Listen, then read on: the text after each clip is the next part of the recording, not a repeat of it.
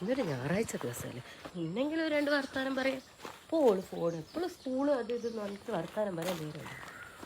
ഒരു സ്കൂളിൽ പോകേണ്ട ഒന്നും പോകണ്ട, സ്കൂളും കൂട്ടി. എന്നാലും അങ്ങനെയല്ല, കാണട്ടെ നോക്കട്ടെ ഞാൻ എന്നാ ചെയ്യുന്നത്, എന്തെന്നാ ചെയ്യുന്നത് നോക്കട്ടെ പോയിട്ട്.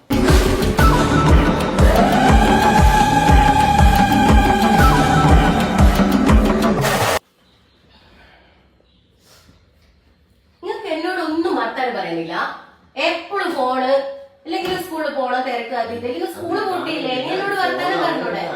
മതി ഫോണിലാണ് വെച്ചിട്ട് കുറച്ച് വർത്താനം പറഞ്ഞോട്ടെ എന്നോട്.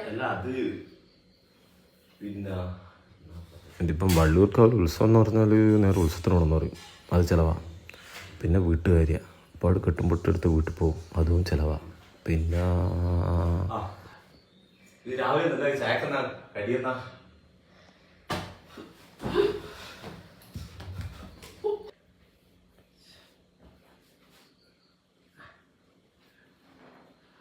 ചായ ചായ ഇവിടെ